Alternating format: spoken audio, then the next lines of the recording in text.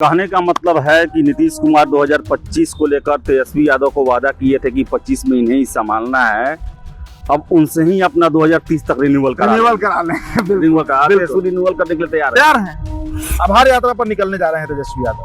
प्रशांत किशोर लगातार यात्रा पर है। तो ये जो एक मोमेंटम बिहार में बना हुआ है, ये देखकर लग रहा है क्या कि मतलब अब साल भर लगेगा समय चुनाव कराने में। बहुत कम उम्मीद है। जिस तरीके का माहौल डेवलप किया गया है, जिस तरीके का माहौल बनाया गया, और बीजेपी को देखिए, बीजेपी भी कम एग्रेसिव नहीं है चुनाव को लेकर। जनता दल यूनाइटेड जरूर उसमें संलिप्त है। वो सर्वे कराया गया है। वो सर्वे क्या है? वो सर्वे कराया गया है कि बिहार में आज अगर नीतीश कुमार चुनाव में जाते हैं तो कितनी सीटें जीत पाएंगे एनडीए के साथ, दोनों के साथ। अच्छा, दोनों के बहुत साथ। मजेदार सर्वे हुआ है। सर्वे किया गया है कि अगर नीतीश कुमार तेजस्वी के साथ चुनाव लड़ते हैं तब कितना सीट जीत पाएंगे। रुपौली का चुनाव हुआ, एक चीज तो क्लियर हो गया ना कि शंकर सिंह राजपूत थे, बावजूद इसके वो कलाधर मंडल को हरा दिए। कलाधार मंडल को क्यों?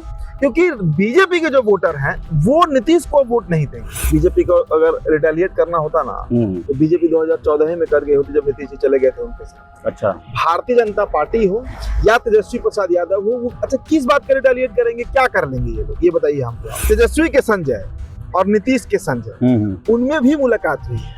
अच्छा, आप समझ लीजिए, दोनों के संजय हैं। एक संजय महाभारत में भी हुआ करते थे, तो संजय बड़ा क्रूशियल रोल अभी निभा रहे हैं। अगर ललन सिंह विद्रोह कर दिए तब फिर बहुत खेला हो जाएगा। तब तो दिल्ली में इनके कम से कम 8-10 सांसद टूट जाएंगे।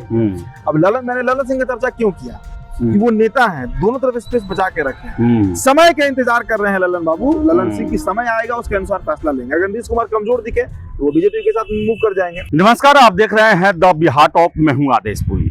भले ही बिहार में स्थिर सरकार होने का दावा किया जा रहा है, भले ही मुख्यमंत्री नीतीश कुमार के द्वारा बीजेपी और उनके नेताओं के सामने ये डंके की चोट पर कहा जा रहा है कि अब हम पाला नहीं बदलने वाले, कहीं नहीं जाने वाले, एनडीए के अटूट अंग बन के रहेंगे। लेकिन आपको बता दें कि इनके इसी दावे पर प्रश्न उठ रहे हैं और कुछ ऐसी खबरें निकल के आ रही हैं जिनसे ये पता चल रहा है कि नीतीश बाबू का मन जो है वो एनडीए में नहीं लग रहा। और जिस तरह वो ताबड़तोड़ यात्रा कर रहे हैं या फिर अपने पार्टी के संगठन में बदलाव कर रहे हैं, जिस तरह तबादले हो रहे हैं, जानकारों का कहना है कि ये दबे जुबान में पर्दे के पीछे से तुरंत विधानसभा चुनाव की तैयारियां चल रही हैं। ऐसे में प्रश्न उठता है कि क्या नीतीश कुमार ये चुनाव जो अगला होने वाला है वो एनडीए के साथ लड़ेंगे या फिर पलटी मार के महागठबंधन के साथ जाएंगे। इन्हीं मुद्दों पर हम चर्चा करेंगे। इसके साथ साथ एक और चीज पर हम चर्चा कर ले कि कुछ दिन पहले, 2-3 रोज पहले, आपको याद होगा, एक बड़े न्यूज चैनल के बिहार डिजिटल प्लेटफॉर्म पर एक खबर चला कि नीतीश कुमार लालू प्रसाद यादव के घर पर मिलने गया और बाकायदा उसका वीडियो चलाया गया। कोई एंकर लिंक नहीं था, कोई रिपोर्टर जो है उस पर अपनी बात नहीं रख रहा था। बस 1 घंटा वो विजुअल चला, सभी जगह हड़कंप मच गया। लेकिन बाद में असलियत ये आई कि वो महागठबंधन के सरकार के दौरान नीतीश कुमार गए थे, उस समय ये हुआ था। अब इसमें प्रश्न उठता है कि क्या ये गलती से हुआ या फिर इसे जानबूझकर प्लांट किया गया। बिल्कुल, आपको बता दें कि जो आंध्रा के सीएम हैं चंद्रबाबू नायडू, उनसे भी संबंधित एक खबर इसी तरह प्लांट किया गया। तो क्या ये जो है गलती से हो रहा है या फिर साजिश की जा रही है या फिर जानबूझ के किया जा रहा है?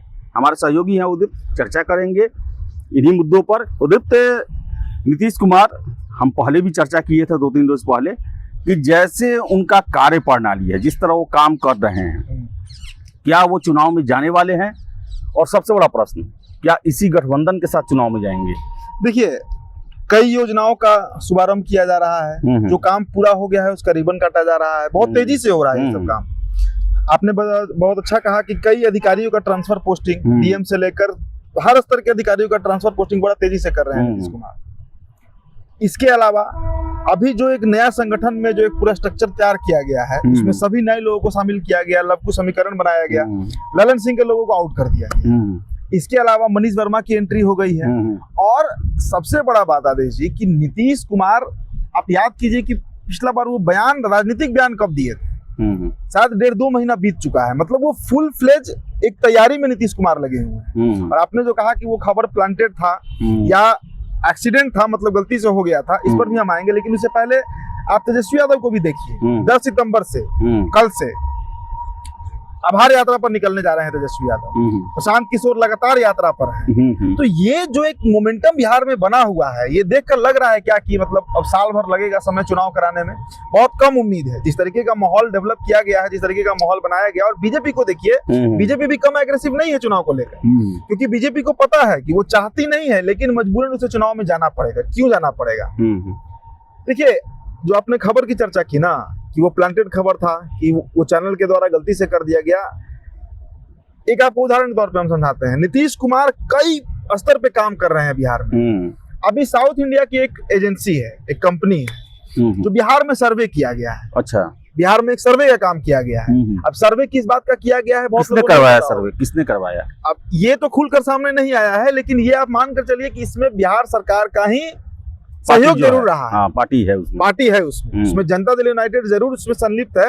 वो सर्वे कराया गया है। वो सर्वे क्या है? वो सर्वे कराया गया है कि बिहार में आज अगर नीतीश कुमार चुनाव में जाते हैं तो कितनी सीटें जीत पाएंगे एनडीए के साथ, दोनों के साथ। अच्छा, दोनों के बहुत साथ। मजेदार सर्वे हुआ है। सर्वे किया गया है कि अगर नीतीश कुमार तेजस्वी के साथ चुनाव लड़ते हैं तब कितना सीट जीत पाएंगे, और नीतीश कुमार बीजेपी के साथ चुनाव लड़ते हैं तब विधानसभा में कितनी सीटें जीत पाते हैं। और ये जो चुनाव होगा, ये अगले 3-4 महीनों का समय लेकर किया गया है, वो अगले साल के लिए नहीं है। अच्छा। मतलब अभी से अगर 4 महीने के अंदर चुनाव करा लिया जाए, दिसंबर तक, जनवरी तक चुनाव करा लिया जाए, तब नीतीश कुमार कितना सीट जीतेंगे तेजस्वी के साथ और फिर बीजेपी के साथ। अब रिपोर्ट क्या आया है? जो रिपोर्ट बता रहा है कि अगर 100 सीटों पर नीतीश कुमार महागठबंधन में रहकर चुनाव लड़ते हैं, मतलब तेजस्वी यादव के साथ, जो कि एक्सपेरिमेंट 2015 में किया भी जा चुका है और बड़ा सक्सेसफुल एक्सपेरिमेंट था, तो नीतीश कुमार की पार्टी 100 में 80 सीट जीत जाएगी। 80 निकाल लेंगे। 2015 में देखा गया है, कोई बहुत 10 साल में बहुत कुछ बदला है, लेकिन वो जो एक समीकरण देखिए, नीतीश कुमार के बारे में इतना तो मानते हैं ना आदेश जी कि कितना भी कमजोर हो जाएंगे, तभी लोकसभा में उनका मैजिक दिख गया। उनका जो 17-18% वोट था वो उनके साथ रहा। तो ठीक है, वोट बैंक गिरते उठते रहता है, लेकिन तब भी नीतीश कुमार 18-80 सीट जीत जाएंगे अगर 100 सीटों पर लड़ते हैं तो। अगर वो बीजेपी के साथ लड़ते हैं तब भी वो 80 सीट जीतेंगे, लेकिन तब उनको 120 सीटों पर लड़ना पड़ेगा। अच्छा, ये थोड़ा चौंकाने वाला आंकड़ा है। बीजेपी के साथ वो 100 सीट पे लड़के 80 का आंकड़ा नहीं अटेन कर सकते हैं। और इसके पीछे देखिए, अभी जो रुपौली का चुनाव हुआ, एक चीज तो क्लियर हो गया ना कि शंकर सिंह राजपूत थे, बावजूद इसके वो कलाधर मंडल को हरा दिए, कलाधार मंडल को। क्यों? क्योंकि बीजेपी के जो वोटर हैं वो नीतीश को वोट नहीं देंगे, ये तय है, ये मान लीजिए। इसलिए मैं कहा कि नीतीश कुमार कई स्तर पे काम कर रहे हैं। नीतीश कुमार इसका भी अभी जायजा जरूर ले रहे हैं कि किधर रह के लड़ना सही हो। लेकिन सबसे बड़ा प्रश्न ये है कि क्या लालू के वोटर नीतीश पर विश्वास कर सकते हैं? ये भी तो है कि 80 सीट इधर से जीतेंगे या फिर पता चला 6 महीना बाद फिर बीजेपी में आ गए। देखिए, जब तेजस्वी यादव ही तैयार हो जाते हैं उनको एक्सेप्ट करने के लिए, जब लालू यादव ही दरवाजा खोले रहते हैं, तो उनके वोटर का कोई बहुत अस्तित्व नहीं मैं मानता हूँ, किसी भी वोटर का। बीजेपी के वोटर चूंकि राजपूत भूमिहार हैं, वो खुद फैसला ले लेते हैं, इसलिए नीतीश कुमार को इनसे डर है। अच्छा, समझिएगा। लेकिन आरजेडी के 10% तो है ही है, 10% है, लेकिन वो इन्फ्लुएंस बाकी 15-20% को कर देते हैं। अच्छा, ये भी एक फैक्टर है। और मैं बार बार इस बात को कहता हूँ, डंके की चोट पर कहता हूँ, लोग माने ना माने, आपके गांव में अगर राजपूत भूमिहार है तो आपको वो इन्फ्लुएंस कर देंगे। पंडित जी हैं तो वो सोशल मीडिया पे माहौल बना देंगे। ये उनका नैसर्गिक गुण है, इसको छटा नहीं जा सकता। तो नीतीश को ये बात पता चल गया है कि उनका जो वोटर है वो तो है उनके साथ, लेकिन जो बीजेपी का वोटर है ना, वो आज उनके खिलाफत में है, वो आज उनके विरोध में आ गया है, और ये उनको डैमेज कर रहा है। सर्वे रिपोर्ट बता रहा है कि 120 पे लड़िएगा तब 80 आएगा बीजेपी के। मेरा फिर से प्रश्न है, ऐसे समय पर मानिए कि नीतीश कुमार फैसला लेते हैं या फिर ऐसा कर रहे हैं, अगर बीजेपी को भी जानकारी होगा ही होगा, क्या वो इंतजार करेंगे कि नीतीश जी हमको साइड करके चले जाएं? उस दिन तक का इंतजार करेंगे या कुछ रिटेलिएट भी कर सकते हैं? ये देखिए, बीजेपी को अगर रिटेलिएट करना होता ना तो बीजेपी 2014 में कर गई होती, जब नीतीश जी चले गए थे उनके साथ। अच्छा, भारतीय जनता पार्टी हो या तेजस्वी प्रसाद यादव हो, वो अच्छा किस बात का रिटेलिएट करेंगे, क्या कर लेंगे ये लोग, ये बताइए हमको आप। यहाँ पर क्या कर लेंगे? नीतीश कुमार के 43-44 विधायक हैं, तोड़ लेंगे। जब सरकार ही गिर जाएगी, विधानसभा भंग ही हो जाएगा, फिर किस बात का रिटेलिएशन, किस बात का अपोज करना? ये तो नहीं डर सता रहा है कि अगर तोड़फोड़ करेंगे तो इसका बैड रिएक्शन बहुत नेगेटिव चला जाएगा। एक तो इसी तरीके से अति पिछड़ों के बीच बीजेपी अपना जो साख कमजोर हुआ है इस बार लोकसभा में दिखा है, उसको लेकर चिंतित है। अभी देखिए ना, 4 दिन पहले तेजस्वी यादव ने एक नारा दिया कि यादव कुशवाहा भाई भाई। एक बड़े पत्रकार हैं, उनका मैं आज सुन रहा था प्रोग्राम। उन्होंने कहा कि जो 10 मिनट का भेंट जो ये विधानसभा में तेजस्वी और नीतीश कुमार के बीच हुआ, 1 to 1 भेंट था, लेकिन उन्होंने अपने सूत्रों के हवाले से खबर चलाया था। कन्हैया भेलारी सर हैं, उनके बारे में बता दें आपको। उन्होंने कहा कि नीतीश कुमार ने तेजस्वी से यही कहा कि पॉलिटिक्स में घबराते नहीं हैं और जब मैंने वादा किया है वो निभाऊंगा जरूर।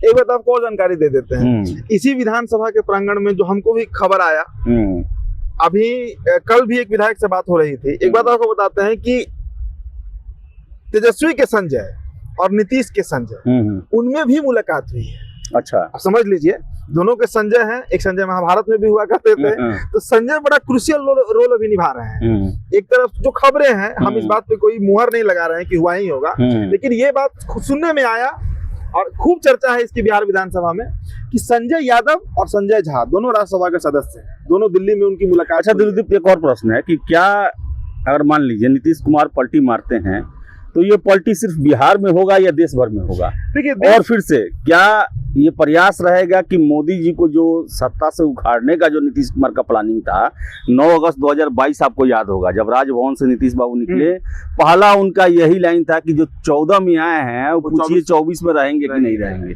खैर उन तो रह गए और नीतीश कुमार की मदद से ही रह गए, लेकिन जो अधूरा सपना है, नीतीश कुमार कहें जो वादा करते हो निभाते हैं, तो वादा उन्होंने ये भी किया था कि मोदी जी को हटाएंगे। तो क्या लगता है वो?